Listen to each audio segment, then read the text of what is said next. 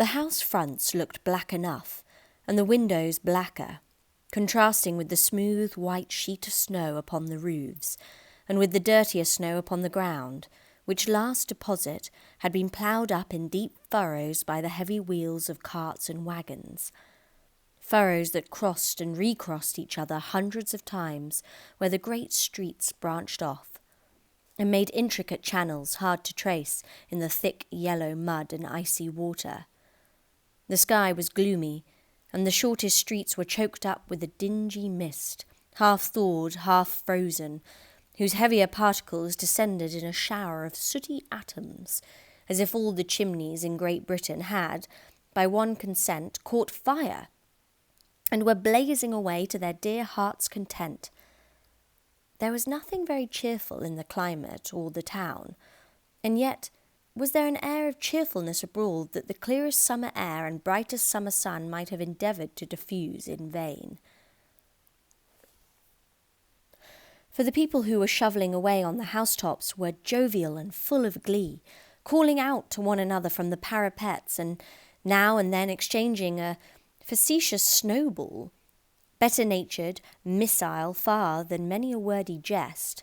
laughing heartily if it went right, and not less heartily if it went wrong. The poulterers' shops were still half open, and the fruiteers were radiant in their glory.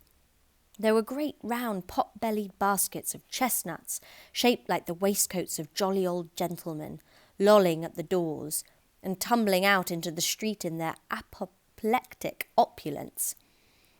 There were ruddy, brown-faced, broad-girthed Spanish onions, shining in the fatness of their growth like Spanish friars, and winking from their shelves in wanton slyness at the girls as they went by,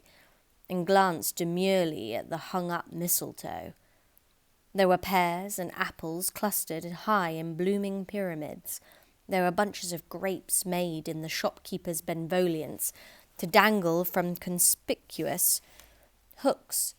that people's mouths might water gratis as they passed. There were piles of filberts, mossy and brown, recalling in their fragrance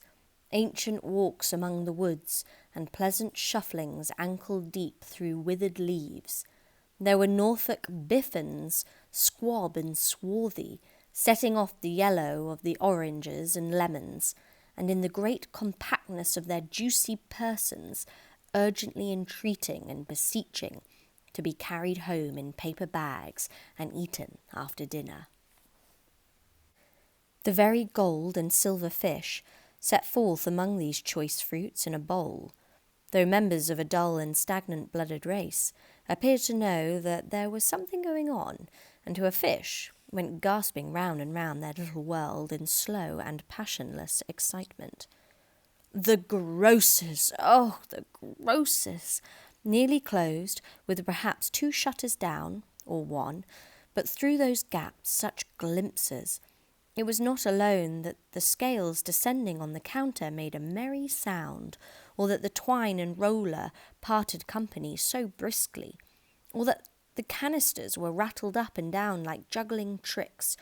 or even the blended scents of tea and coffee was so grateful to the nose, or even that the raisins were so plentiful and rare, the almonds so extremely white, the sticks of cinnamon so long and straight, the other spices so delicious, the candied fruit so caked and spotted with molten sugar as to make the coldest lookers-on feel faint and subsequently bilious. Nor was it that the figs were moist and pulpy, or that the French plums blushed in modest tartness from their highly decorated boxes, or that everything was good to eat and in its Christmas dress. But the customers were all so hurried and so eager in the hopeful promise of the day that they tumbled up against each other at the door, clashing their wicker baskets wildly, and left their purchases upon the counter, and came running back to fetch them, and committed hundreds of the like mistakes in the best humour possible,